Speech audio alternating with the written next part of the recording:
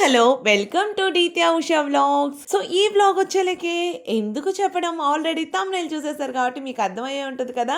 Yes, ఇది వచ్చేలకి శ్రీమంతం shopping vlog అన్నమాట. సో మమ్మీ డాడీ కూడా వచ్చారు కాబట్టి ఇప్పుడైతే మనం షాపింగ్ కి వెళ్ళిపోదాం. కానీ నాకు ఒకటి చెప్పండి, ఇప్పుడు మనం పట్టు చీర తీసుకోవాలి అని అంటే మీరు బడ్జెట్ ఇంత అని ముందే అనుకొని వెళ్తారా, లేకపోతే షాపింగ్ కి వెళ్ళాక అక్కడ నచ్చింది తీసేసుకుంటారా? నేనైతే రీసెంట్ గా మా తమ్ముడు మ్యారేజ్ కి షాపింగ్ చేశాను. సో ఆ చీరలు ఇప్పుడు నియర్ గా 1 ఇయర్ అవుతుంది, ఇంతవరకు తీసింది లేదు, కట్టింది లేదు. మ్యారేజ్ కి తప్పితే అంత కాస్ట్ పెట్టి చీరలు కొనడం అవసరమా అనిపించింది. బట్ అకేషన్స్ కి కావాలి కదా. కానీ ఈసారి అయితే బడ్జెట్ లో మంచి చీర కావాలి, సో నా బడ్జెట్ లో రావాలని ఫిక్స్ అయిపోయి అయితే ఈసారి షాపింగ్ అయితే స్టార్ట్ అయిపోయాం అనమాట. మరి చూద్దాం నేను అనుకున్న బడ్జెట్ లో వచ్చాయా లేదో శారీస్ అన్నది. సరే, ఫస్ట్ అయితే శ్రీవస్తాకైతే వచ్చేసాం అనమాట.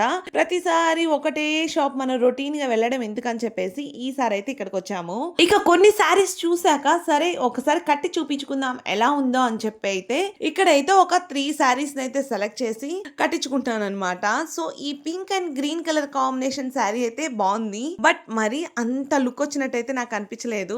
అందుకని చెప్పేసి ఇది ఇంకొంచెం పెద్ద వాళ్ళు కట్టుకుంటే ఎలా ఉంటుందో అలా అనిపించింది. ఇది చాలా డల్ గా అనిపించింది. ఇక శ్రీమంతానికి ఫొటోస్ గానీ అంత లుక్ రాదేమో అని చెప్పి నెక్స్ట్ అయితే వారాహికి వచ్చాం. ఇంకా ఈ షాపింగ్ మాల్ గురించి అయితే ఇంక నేను చెప్పనక్కర్లేదు. షాపింగ్ మాల్ చూడడానికి ఎంత బాగుందో. ఇంకా లోపల పట్టుమని నేను ఒక 10 మినిట్స్ కూడా ఉండలేదు. ఆ పింక్ శారీ తప్పితే నాకు ఇంక ఏది నచ్చలేదు. బట్ ఆ పింక్ శారీ మాత్రం రొటీన్ గా ఉందన్నమాట. అందుకని చెప్పేసి ఇంకా అదైతే అక్కడ పడేసి ఫైనల్ గా అంబటి సిల్క్స్ కి వచ్చేసి ఇక్కడైతే నేనైతే శ్రీమంతానికి శారీస్ అయితే తీసుకున్నాను అనమాట. మరి ఏ శారీస్ తీసుకున్నాను అనేది కూడా చూపిస్తాను. సో ఇక్కడ ఈ కలర్ కాంబినేషన్ లో చూసాం అనమాట. First orange and pink colour combination లో నాకు ఎందుకో రెండు బాగా బ్రైట్ గా అనిపించేసాయి. అందుకని చెప్పేసి దీంట్లోనే ఇంకో కలర్ షేడ్ ఉంది. సో ఇది కట్టి చూసుకుంటే కొంచెం నేను ఎప్పుడు ట్రై చేయని కలర్ కాంబినేషన్ దొరికింది అనిపించింది.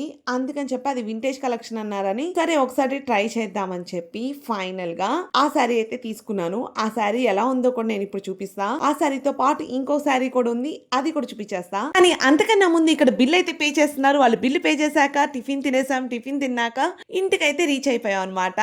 ఇంకా వీడియో తీద్దామంటే ఓపిక లేదు. అందుకని చెప్పి నైట్ అంతా బొజ్జోని మార్నింగ్ లేచి ఏమేమి తీసుకున్నాను అనేది వీడియో తీసా అనమాట.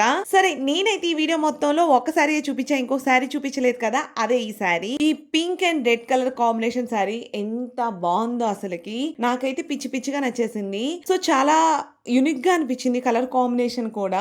అందుకని ఇది ఒక శారీ తీసుకున్నాను. మరి దీని ప్రైస్ వచ్చేలకి మాత్రం 4700.